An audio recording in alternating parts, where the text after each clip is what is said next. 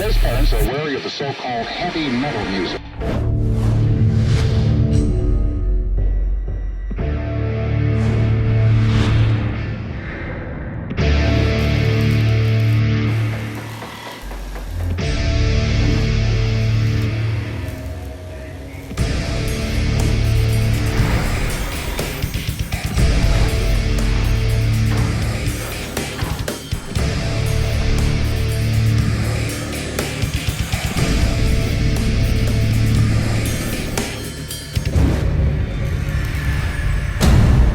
Salut à tous, METALXS, c'est l'essentiel de l'actualité métal et dérivé en quelques minutes, le tout en images, en musique et en interview. METALXS est une exclusivité Refix by Crédit Mutuel, la plateforme de toutes les musiques, tous les talents en partenariat avec Artforce.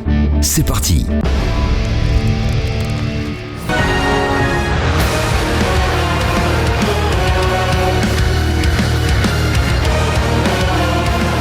Ans de carrière, 9 albums studio et une place incontestée parmi les figures majeures du métal symphonique. En 2025, EPICA est plus que jamais au cœur de l'actualité. Avec Aspiral, son dernier disque paru le 11 avril, le groupe néerlandais continue d'explorer des territoires musicaux inédits, mêlant toujours la puissance aux émotions et à la mélodie. Ce nouvel album inspiré d'une sculpture symbolisant la Renaissance marque également le retour d'une saga conceptuelle, A New Age Dawns, démarrée il y a 20 ans et interrompue en 2009. Nous avons rendez-vous avec le groupe à Paris car EPICA célèbre la sortie de Aspiral lors d'un événement exceptionnel à l'Alhambra, concept à mi-chemin entre une release party et une exposition. Et à quelques heures de cette grande soirée de lancement en France, une question se pose. Comment se sentent-ils après avoir enfin lâché cette nouvelle production dans la nature?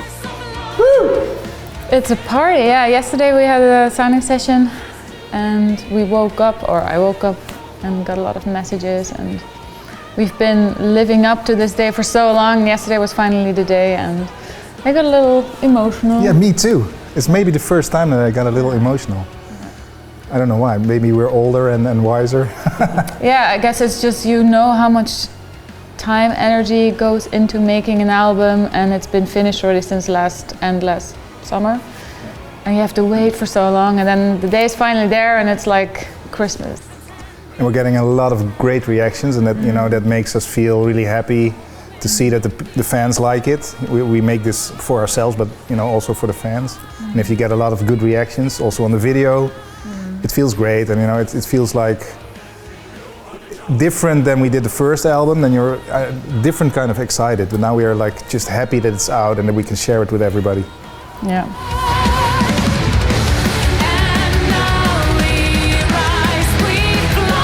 Pour Aspiral, l'inspiration vient d'une œuvre de Stanisław Żukalski, une sculpture saisissante où une femme surgit des décombres et qui symbolise le cycle de destruction et de création. Pourquoi avoir choisi de se tourner vers cette œuvre si particulière? Well, the story, if I try to put it in a nutshell, in 2022 we were on tour in America, North America. And Rob, our bass player and also one of the composers, he told me to watch a documentary on Netflix, Struggle, which was about this Polish artist. And then he said that he's going to meet the creators of the documentary in LA. So I watched the documentary, I loved it, I went with Rob there, I saw the sculptures in real life, and we got a really good connection with the people, the friends of Żukalski's, and that are now his, how do you say, the Curators. Yeah, the curators of his art. And Rob told me he would love to write music inspired by his art one day. But could be for EPICA, could be for another project. And then fast forward to when we were getting together and all the guys were showing the demos for the writing camp at the beginning. And there was one song, Aspiral, that Rob wrote, and everybody loved it. We took it in, the whole big pile of all the songs. And at the end of the recording sessions, we were discussing how we should name the album, which of the songs will be the title track. And there was kind of a quick consensus that Aspiral, with, you know, the big message of renewal, something we wanted to do as a band musically, and going through different phases in our life where you have to kind of, you know, start again. So it was beautifully, symbolically, everything fitting together. And even the graphic designer Hedy Xant, who made beautiful artwork, is also a sculptor and is also a great admirer of Sokolsky. So it all came together nicely.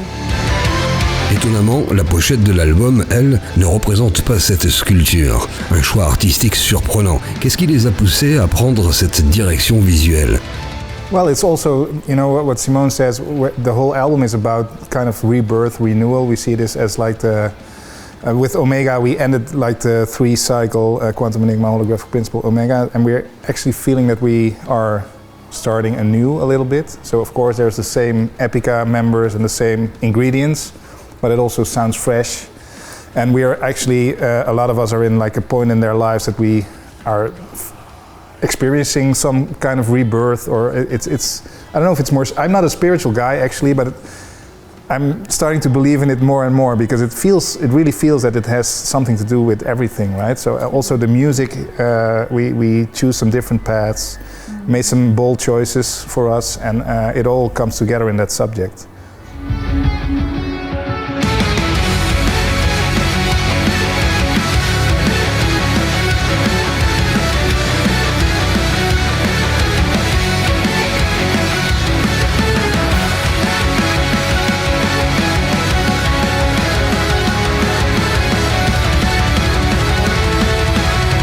Dès les premières secondes du disque, Cross the Divide donne le ton.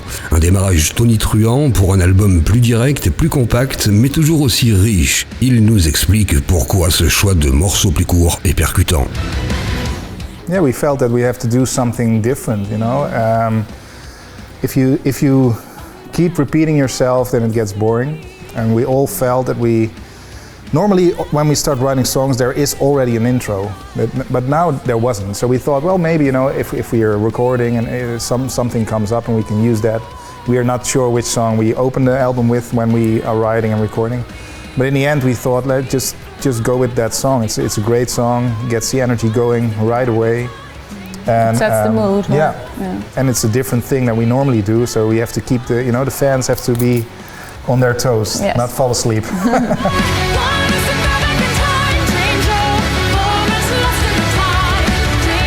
Avec l'énergie moderne de Omega et l'audace du Alchemy Project, tout semble s'assembler pour faire d'Aspiral l'album ultime d'EPICA. Est-ce qu'ils avaient en tête de fusionner le meilleur de leurs influences classiques et de leurs nouvelles aspirations musicales? Yeah, I remember we were having like a call, I think it was also with the record company, like the direction EPICA wants to take, what we want to do, and we wrote Omega, then the world crashed, pandemic, and then we had the Alchemy Project in which we could experiment with other artists, see how they work and be inspired by them. And the response was so good to the Alchemy Project that we thought, okay, there is room for EPICA to grow and experiment, and you know, the sky is the limit, and we have a lot of talented people in the band that write songs that all have kind of a different style, so it never gets boring, and we could, we had a lot of fun. Yeah, and with the Alchemy project we found out that basically whatever we do, which style we take, you know, if we do it with the 6 of us, it sounds like EPICA. So we can do more than what we knew we could, and I think you also can hear it in the new album. We set out to explore the moon, and instead discover the earth. Take off in 3, 2, 1, go! Parmi les titres marquants, Fight to Survive impressionne par son équilibre entre puissance et subtilité. Comment sont-ils parvenus à atteindre une telle harmonie?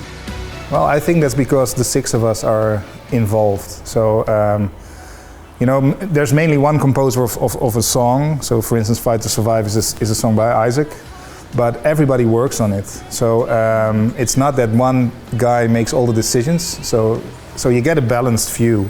And because we all come from different styles and backgrounds, then it becomes EPICA. So Isaac and Arjen are actually from a death metal side, and if they would write all the songs, then it would be would be boring for me. But you know, I bring in the orchestral element, for instance, and whatever Simone's do makes it sound EPICA anyway. So yeah, it's the balance in between the songwriters and that everybody contributes, also, over the whole album, that it makes a balanced total, I think.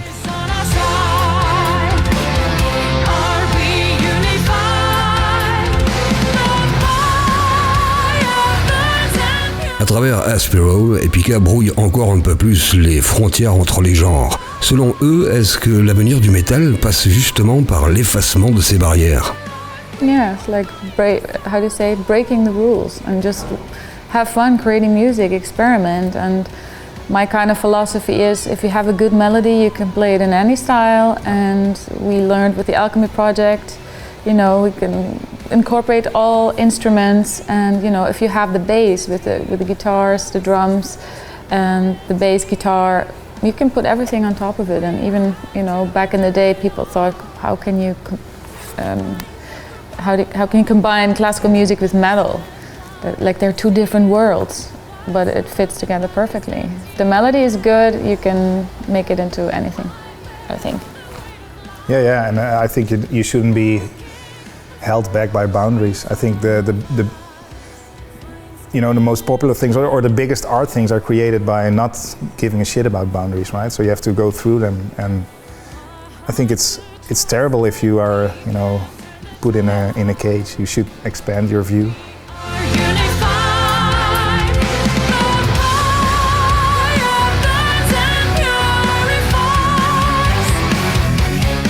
For me, the inspiration is the guys that write the music, and that is what inspires me for vocal lines and for writing lyrics, and yeah. Inspiration can come from everything, so it's doesn't really. It's not for me. It's not one certain artist or anything. Yeah, and we all have different music, preferences when it comes to metal, but. Yeah, I think that's also what then bleeds into EPICA and makes EPICA so, versatile. Especially on this album, I think it's the most versatile ever. Like modern mixed with nostalgic old EPICA. So. Côté visuel aussi, le groupe frappe fort. Un clip monumental de 6 minutes. Il nous raconte ce tournage à grande échelle digne d'un blockbuster. Yeah, it's a mini movie, and that's true. Yeah, we had a sweaty director the whole time. He was like running around. How should I do this? How should I do this? But it was fun. We did all 3 videos, and of course the Ghost in Me as well. We did with Kunststof, also the guys who made Storm of Sorrow and Victims of Contingency. And it was great to work with them again. Remco is a really, how do you say it? Workhorse? Yeah, workhorse. He really thinks about stuff, and he's a talented director, and it's really nice to work with him. He's a great guy, super friendly. He plays in texture, so he knows the music biz. He knows us, he likes the music. And they came up with this basic story, and then we kind of made a little twist in it so that it all connects, and then we actually took it to the symphonic synergy with the masks and the Kevin characters. So we like to make it like a whole universe on its own, that it happens in one place, and I think we succeeded in that, and it's a great story. And actually I was I was surprised by how good the latest video looked as well. Yeah, that was our plan from the beginning, that we wanted to have this kind of trilogy video. Of course, we had now another single, Time, that came in between, but it's not connected to the story.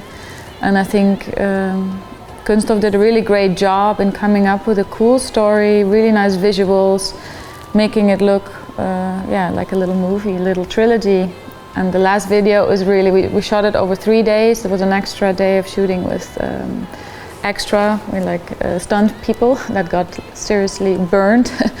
And yeah, it is always very challenging, a lot of fun, but we shot one day in a water tower in Holland, and it was freezing inside.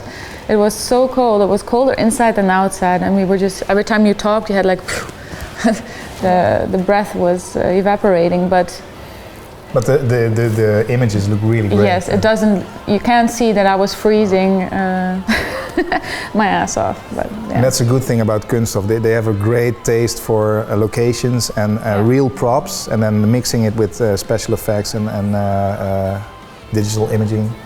Yeah, and great styling. Great styling, amazing great outfits. decor. Like in Arcana, the flower room, it was so great. That was like being inside of a fantasy movie. Yeah, they have a great eye for detail and really think everything through, and yeah, we're very happy that they also helped EPICA visually to the next level. And the fans' reactions on the Fight to Survive videos are really good. Yeah. So we made a good choice.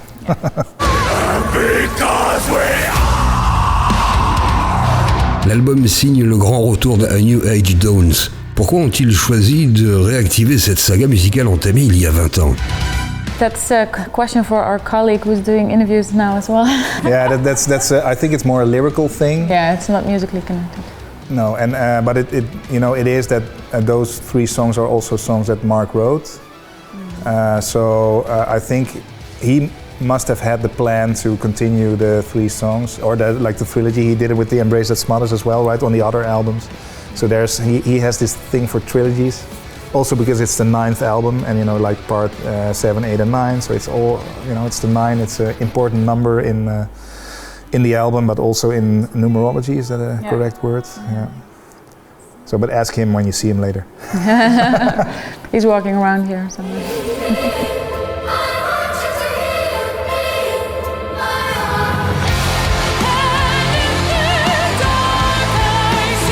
Lors du concert exceptionnel The Symphonic Synergy, EPICA a joué Arcana, Aspiral, mais aussi des pépites plus rares avec un orchestre symphonique. On réalise que 12 ans se sont déjà écoulés depuis Retrospect, soit désormais plus de la moitié de leur carrière. Ont-ils pensé à une tournée spéciale façon Eras Tour avec orchestre qui nous permettrait d'entendre comme sonnerait tout le reste du répertoire revisité?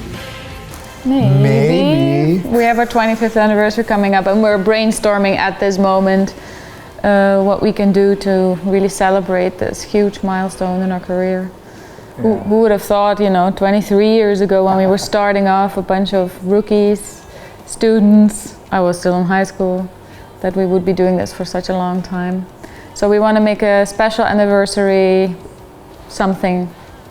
Yeah, and the Symphonic Synergy shows that really, made us hungry for more of that, because it sounds so great with an orchestra. Yeah, we had a lot of fun with those shows. So, if it's possible and if we can take it on the road, would be great. But then again, it's always a money thing, and it's always difficult to get it done. So we're thinking about it already. It's probably in 2 years or something. But first we have to tour for this album and celebrate the release of Aspiral. Yeah, but that just shows, the album has been done already since half a year. Now the album is here, and we're already thinking of what we're going to do in 2 years from now. That's a little bit...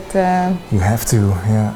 The life of a musician. Everything goes fast, and you're always planning out 2 years in advance. But yeah, we're going to definitely come up with something really cool.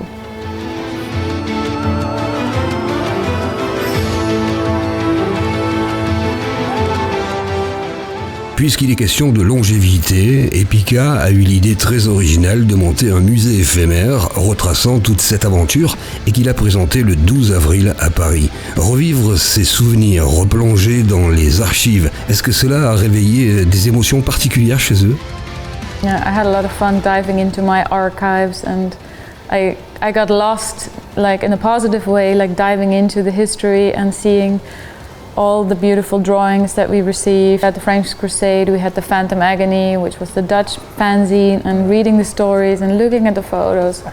And everything goes so fast, but during these moments, then you kind of reflect, bring up beautiful memories, and you're like, wow, we've seen a lot of great things with the band, and we want to share that with the fans. So we actually have a couple of personal items as well that are going to be put on display.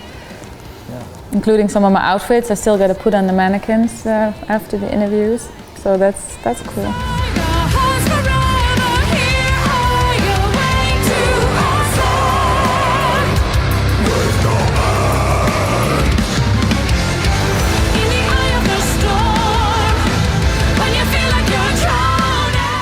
Isaac did a great job. He thought of it, and he made all the displays and but we all went through our personal stuff and see what we had. So I found the French Crusade. That's the French fan club. Old magazines, right? It's really nice to think about that. It's been more than 20 years ago that we started this, and then we were like young dogs running around and not knowing that we still would be here in 23 years. And if you're gonna walk around, you see a lot of old stuff, stuff that we used in videos, some outfits of Simone, some gear actually, some drums and guitars, and I think you can actually play along with songs on our guitars. We drew a little bit of inspiration from the Metallica shows. They had something like that as well, and it's just nice, right? There's also a lot of really small items that we collected during all the years. It's really nice.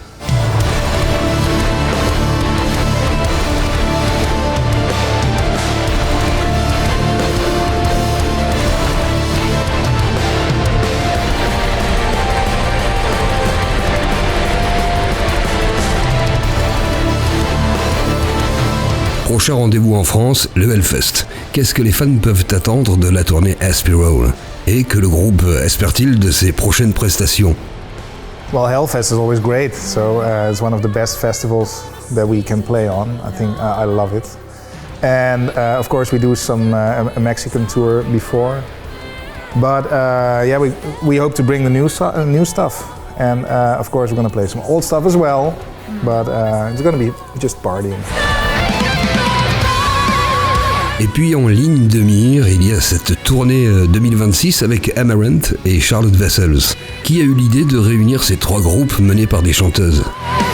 It's like we are looking out and see which bands would be cool to tour with, and then you ask them, and if that's going to be a good match, if they have an album out, if they want to tour. So, and then you have to send the management to fight each other. Yeah, and it depends, you know, when people have new records out and they want to tour, and. But actually for the European tour with Amaranth and Charlotte, that's also because we kind of like those people, and that might be a cool match and nice people to tour with. Yeah, I always wanted to tour with Amaranth because Elise is a great friend of mine, but our calendars never really matched, and now it's finally happening after like being friends for 15 years. It's gonna be fun. Yeah, and Charlotte is amazing, also a friend, so it's cool to have a couple girls, like badass girls on tour. Oh, we should do Sirens. Oops, maybe.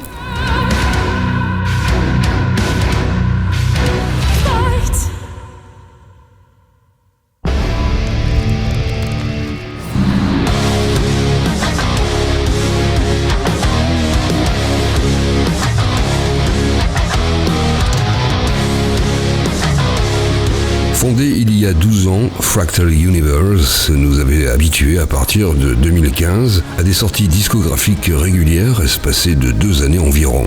Étonnamment, sur ce plan, nous n'avions plus aucune nouvelle de la formation nancéienne de death progressif depuis 2021, et ce n'est qu'en décembre dernier qu'un single est venu raviver l'espoir de l'entendre sur album. Nous avons rencontré le chanteur-guitariste Vince Wilquin et le bassiste Valentin Pelletier. Ils nous expliquent pourquoi il a fallu tant de temps pour accueillir The Great Filters. Il faut savoir que notre album a été enregistré en 2022, si je ne me trompe pas. Du coup, forcément, on s'attendait à ce qu'il sorte un peu plus tôt, mais il y a eu des aléas, il y a eu le fait de devoir retrouver un nouveau label, un nouvel entourage pour le groupe. Le fait d'avoir notre guitariste Hugo qui a choisi de se consacrer à autre chose et d'avoir trouvé son remplaçant Johan. Et finalement tout ça fait que l'album sort seulement aujourd'hui, mais on attendait aussi d'avoir une opportunité avec une tournée aux États-Unis. Et finalement c'est un meilleur timing pour nous de pouvoir sortir cet album aujourd'hui en 2025.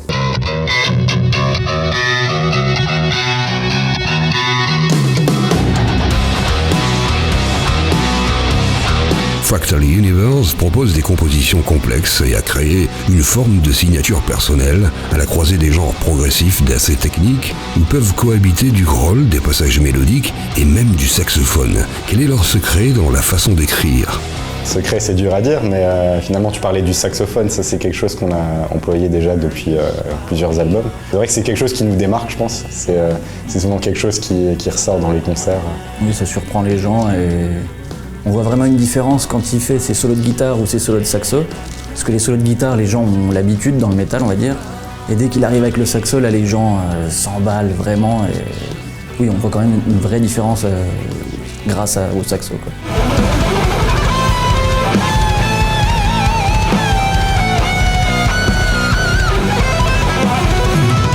Le groupe s'est fixé une ligne à laquelle il ne déroge pas. La totalité de ce qu'on joue sur album vise à être joué en concert aussi. Donc parfois, il faut arranger un petit peu les structures pour que j'ai le temps de prendre les saxophones et tout ça. Mais ouais, ça fonctionne tout aussi bien.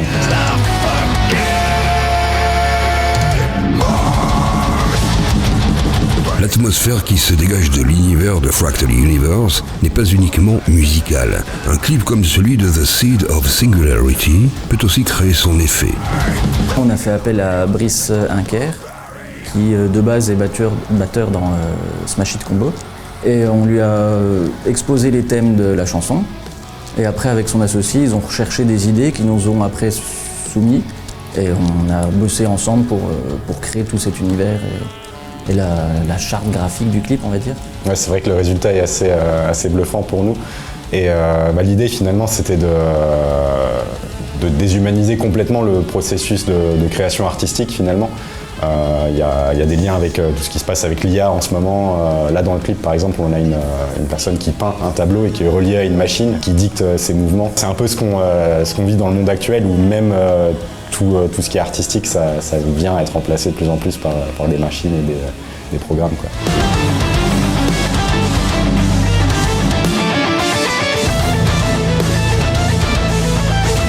Dans ces thématiques, le groupe aborde des notions souvent philosophiques et existentielles. Ouais, c'est vrai que tous nos albums sont des concepts. Par exemple, sur le dernier, là, on a parlé du concept du paradoxe de Fermi. Donc, quelle place a l'humanité dans l'univers, quoi. Pourquoi est-ce qu'on ne détecte pas d'autres formes de vie et quels impacts ça a sur la manière dont nous, on doit concevoir notre civilisation. Et c'est vrai que, de manière générale, je pense qu'on se pose pas mal de questions à ce sujet-là et que les thèmes des albums sont assez travaillés toujours, parce que c'est des questionnements que moi, personnellement, par exemple, j'ai au quotidien, quoi. Je pense qu'il y a pas mal de parallèles à tirer avec la société dans laquelle on vit, quoi.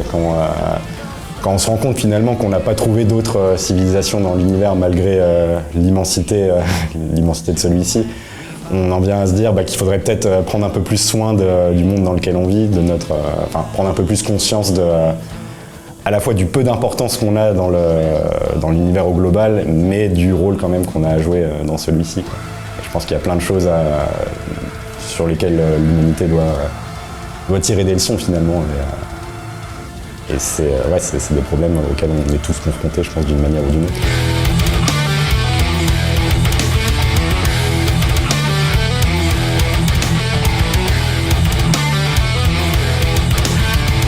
Dès ses débuts, Fractal Universe a placé ses exigences très haut techniquement.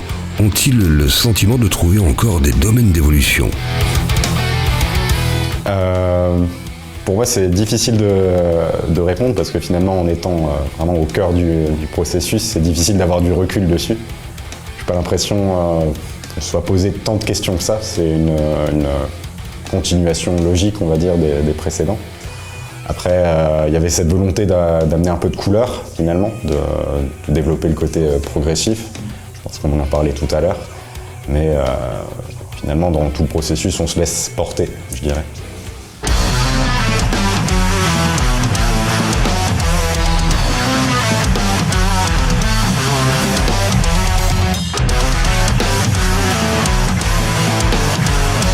Pour aboutir à des compositions aussi complexes, ont-ils un processus de travail particulier et, au bout d'une décennie, écrivent-ils aujourd'hui en ayant la réaction de leur public en tête ? C'est moi qui me charge de la composition, en grande majorité. J'envoie des maquettes et des guitares pro au reste du groupe, et puis on travaille ça en répète, et puis on arrange les morceaux, on retravaille un peu les parties. Je dirais que la principale vocation, c'est vraiment d'écrire quelque chose qui me plaît, quoi.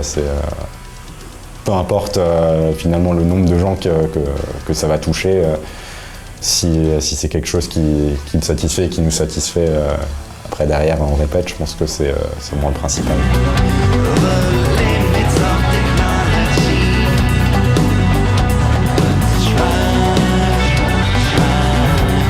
Par le passé, on a travaillé avec un ami à moi qui s'appelle Arthur Massot, qui développait les concepts avec nous et tout ça. Mais dans tous les cas, le processus n'a pas vraiment changé, à savoir que la musique arrive toujours en premier. On écrit l'intégralité de l'album, Et après, on se questionne finalement sur quelle thématique ça pourrait refléter et quelle portion de cette thématique collerait avec quel morceau. On essaie toujours de voir si un morceau est plus lumineux, par exemple, quel thème ça pourrait nous évoquer. Puis voilà, si un morceau est plus chaotique, par exemple, que ça se reflète aussi dans la thématique des paroles. Je pense que les deux sont très liés finalement.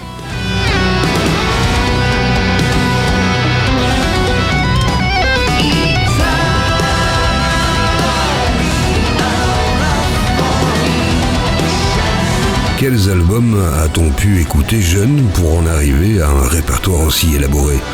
Le premier album qui m'a influencé dans ma vie, je pense que c'était Machine Head de Deep Purple.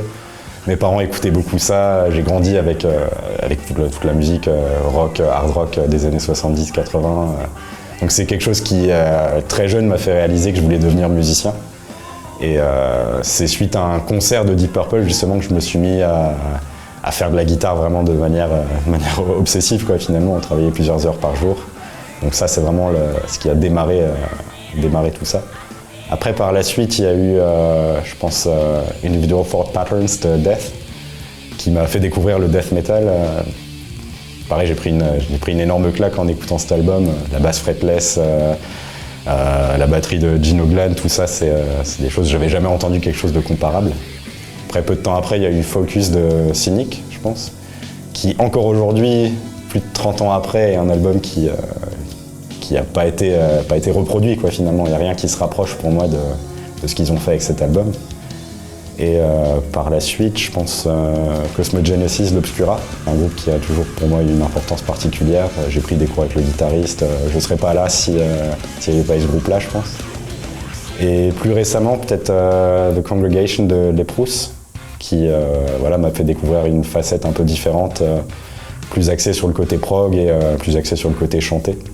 Et je pense que ça se ressent dans les derniers albums, qu'il y a cette influence-là aussi qui vient s'ajouter au reste. Moi, j'ai beaucoup écouté Primus quand j'ai commencé la basse, donc c'est vraiment ce qui m'a lancé dans le travail du jeu de basse, tout ce qui est au doigt et le slap et compagnie.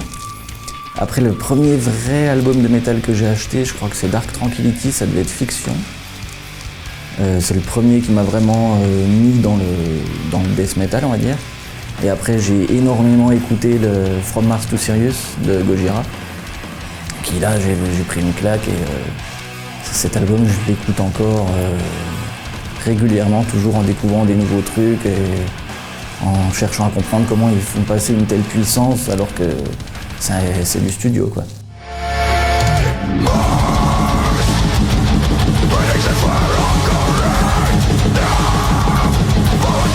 En ce mois d'avril, Fractal Universe est enfin sur la route. Une tournée avec Obscura vécue comme un moment important. Ça fait longtemps que c'était en projet finalement cette tournée-là. Enfin, faut savoir qu'on avait fait la première partie d'Obscura en Europe en 2020. C'est ça. Et depuis ce moment-là, en fait, c'était en projet de refaire une tournée ensemble aux États-Unis. Et finalement, ça a pris du temps. Il y a eu le Covid entre-temps. Et là, le timing est parfait finalement parce qu'on a la sortie de l'album pile dans la foulée de cette tournée. Enfin, plutôt juste avant. Et ouais, c'est un projet de longue date qui se concrétise enfin.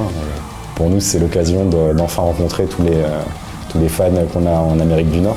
Parce que depuis les débuts du groupe, je pense que c'est là où on a notre plus grosse audience public, en fait. Ouais.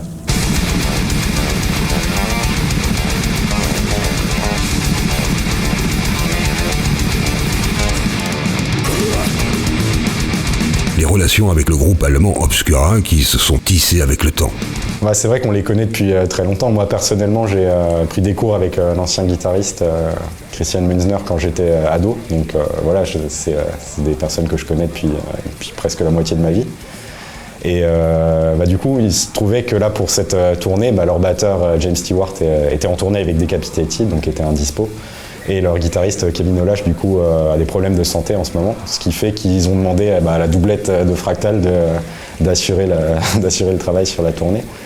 Et c'était vraiment une super expérience. C'était pas mal de travail, parce qu'on a eu à peine 2 mois pour apprendre les morceaux, sachant que c'est quand même pas les morceaux les plus simples. Mais finalement, je dois avouer que c'était plus facile que Fractal pour moi, parce que j'avais juste la guitare à gérer. Il fallait juste que je sois sur scène, que j'assure. J'avais pas tous les à côté à gérer, l'organisation, le merch et tout ça. Donc finalement, c'était un mois de plaisir sur scène, quoi. Avec des gens super, à la fois dans Pura et puis dans Gorod et Skeletal Remains, les groupes avec qui on a partagé le bus et la tournée. Donc ouais, que du positif.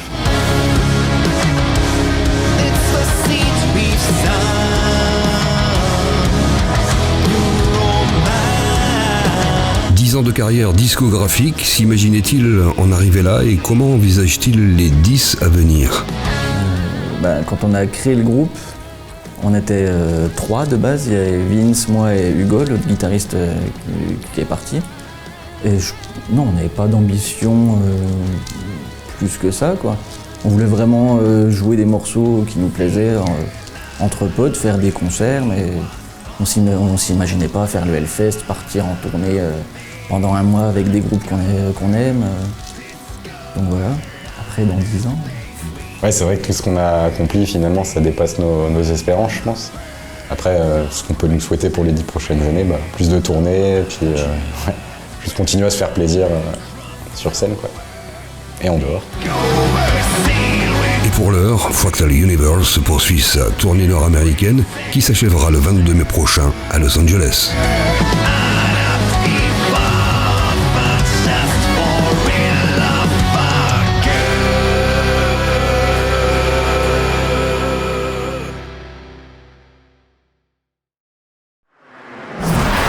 Voilà, METALXS, c'est terminé pour aujourd'hui. On se retrouve dans 15 jours pour un nouveau numéro avec toujours plus d'interviews, de surprises et de contenus inédits. Un immense merci pour votre fidélité et n'oubliez pas de prolonger l'expérience métal sur riffx.fr. Salut!